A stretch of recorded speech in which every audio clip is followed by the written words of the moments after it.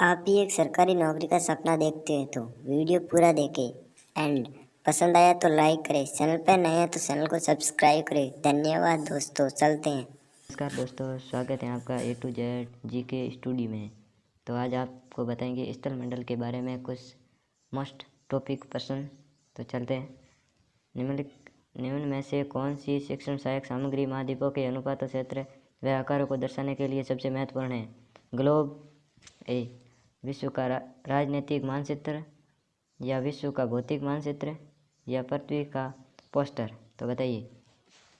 Question number 1 का सही answer है ए, ग्लोब। क्या होगा? ग्लोब। ग्लोब है ना, जो हमको सीखने के लिए सबसे महत्वपूर्ण माना जाता है। तो अगले क्वेश्चन के अंदर भारत का मानक देशांतर है। भारत का मानक देशांतर है 82 डिग्री 30 मिनट पूर्वी देशांतर। Option C select. Option C सही। अगले क्वेश्चन है कि जैसे जैसे हम पूर्वी गोलार्ध से पश्चिमी गोलार्ध की ओर जाते हैं तो देशांतरों रेखाओं का आकार बढ़ता है, घटता है, समान रहता है? पहले बढ़ता है फिर घटता है। इसका सही आंसर होगा समान रहता है। क्या होता है? समान रहता है। तो चलते हैं अगले क्वेश्चन। ऐसा कौन सा महाद्वीप है जिससे होकर करक, विषुवत और मकर रेखा तीनों गुजरती है? ऐसा कौन सा महाद्वीप है? तो वो है अफ्रीका महाद्वीप। अफ्रीका महाद्वीप है जिसके अंदर से करक रेखा, विषुवत रेखा और मकर रेखा तीनों रेखा गुजरती है। अगला क्वेश्चन, विश्व का सबसे छोटा महाद्वीप कौन सा है? विश्व का सबसे छोटा महाद्वीप है ऑस्ट्रेलिया। कौन सा? ऑस्ट्रेलिया। विश्व का सबसे छोटा महाद्वीप है ऑस्ट्रेलिया। अगला क्वेश्चन है, चलते हैं। विश्व की सबसे लंबी नदी है, विश्व की सबसे लंबी नदी है वो है नील नदी। कौन सी? नील नदी। अगला क्वेश्चन है, माउंट एवरेस्ट पर कदम रखने वाली पहली महिला है। माउंट एवरेस्ट पर कदम रखने वाली पहली महिला कौन सी है? पहली महिला है यूको ताबेई। सी सही।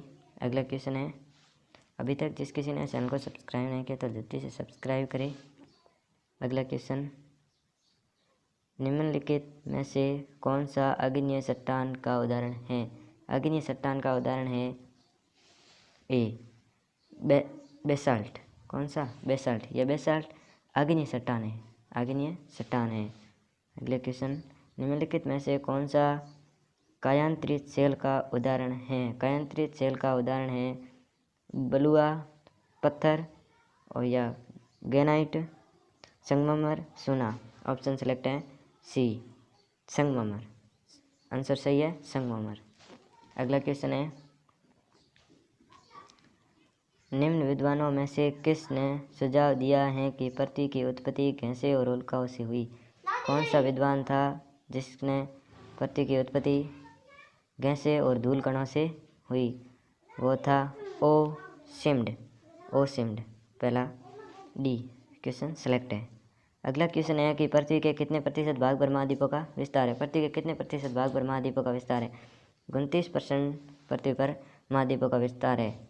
वहाँ पर महाद्वीप है और 71 है ना, 71% यहाँ पर जल है, केवल जल है। अगला क्वेश्चन है,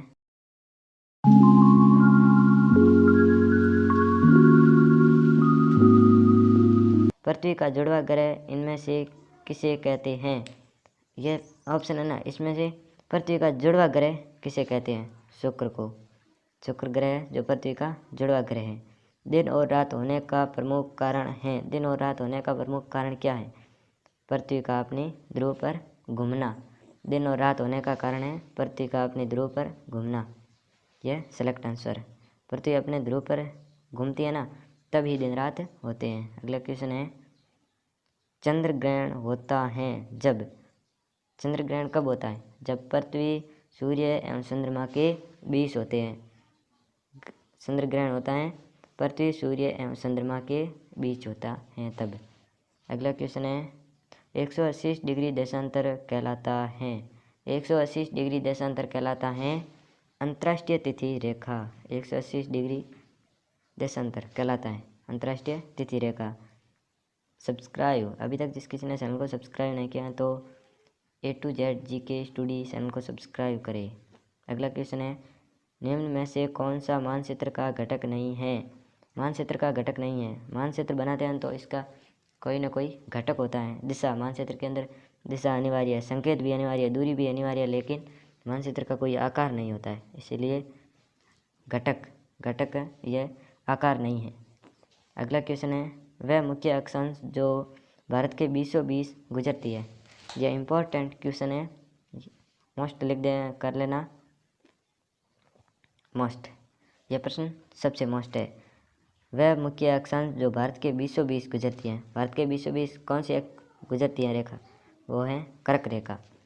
भारत के बीचों बीच गुजरने वाली कर्क रेखा। अगला क्वेश्चन है, ध्रुव तारा, सॉरी डिस्प्रिंट हो गया। ध्रुव तारा कहा जाता है? ध्रुव तारा कहा जाता है उत्तरी तारे को, दक्षिणी तारे को, पूर्वी तारे को और पश्चिमी तारे को। बताते हैं उत्तरी तारे को ध्रुव तारा कहा जाता है।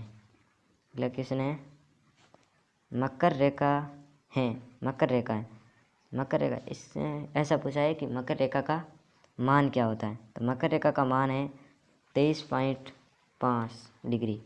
सी आंसर सेलेक्ट है। अगला क्वेश्चन है, मानचित्र पर किसी स्थान को दर्शाना। अपन मानचित्र पर किसी स्थान को दर्शाते हैं तो उसके अंदर क्या होना चाहिए? ज्ञान से, समझ से, अनुप्रयोग से या कौशल से? किससे हम मानचित्र को दर्शा सकते हैं? तो सेलेक्ट आंसर है कौशल से हम मानचित्र को दर्शा सकते हैं। अगला क्वेश्चन है, जब दिन और रात की अवधि बराबर होती है तो सूर्य किरणें सीधी पड़ती हैं। जब दिन और रात की अवधि बराबर होती हैं तो सूर्य की किरणें पड़ती है उत्तरी ध्रुव पर, भूमध्य रेखा पर, दक्षिणी ध्रुव पर, कर्क रेखा पर। तो वह भूमध्य रेखा पर पड़ती है। सर सेलेक्ट है। अगला क्वेश्चन है कि जब भारत में साया के 8:30 बज रहे हो तो इंग्लैंड में मानक समय होगा। इंग्लैंड में मानक समय पूछा है कि भारत में 8:30 हुई है तो अब इंग्लैंड में क्या टाइम हुआ है? तो इंग्लैंड में भारत से 5 घंटा टाइम पीछे है।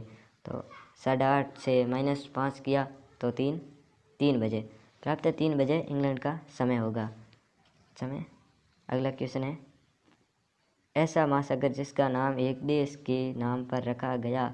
यह इम्पोर्टेंट क्वेश्चन है, नोट कर देना कॉपी में कि ऐसा महासागर जिसका नाम एक देश के नाम पर रखा गया है वो है ना हिंदुस्तान का हिंद महासागर भी है, यह देश के नाम पर रखा गया है। अगला क्वेश्चन है, वायुमंडल कितनी ऊंचाई तक फैला है? वायुमंडल की बात की गई है कि वायुमंडल कितनी ऊंचाई तक फैला है। वायुमंडल 1100 किलोमीटर, 1600 किलोमीटर, 1500 किलोमीटर या 1800 किलोमीटर। तो इसका आंसर होगा 1600 किलोमीटर। वायुमंडल की ऊंचाई है 1600 किलोमीटर तक फैला हुआ है। अगला क्वेश्चन है, पर्वत पठारों से भिन्न होते हैं। पर्वत पठारों से भिन्न क्यों होते हैं? पर्वत पठारों से भिन्न क्यों होते हैं? वे ऊंचाई के कारण होते हैं। पर्वत ऊंचाई में बड़े होते हैं और पठार होते हैं ठिंगने यानी छोटे होते हैं ना, इसलिए। हिमानी कहाँ पाई जाती हैं? हिमानी कहाँ पाई जाती है? पर्वतों में, पठारों में, मैदानों में और पहाड़ों में। पर्वत पठारों में, हिमानी पठारों में पाई जाती है। अगला क्वेश्चन है, दक्कन का पठार कहाँ स्थित है? इम्पोर्टेंट मोस्ट क्वेश्चन है, ये मोस्ट क्वेश्चन है, लिख लेना। दक्कन का पठार स्थित है, दक्कन का पठार भारत में। अगला क्वेश्चन है, विश्व की सबसे पुरानी वलित पर्वत श्रृंखला है। विश्व की सबसे पुरानी वलित श्रृंखला है वो है अरावली पर्वत श्रृंखला। Thank you. आपको कितने क्वेश्चन याद थे जो हमारे कमेंट सेक्शन में बताए, एंड ऐसे ही मज़ेदार जीके के क्वेश्चन देखने के लिए हमारे A to Z GK study channel को सब्सक्राइब करें। धन्यवाद दोस्तों, थैंक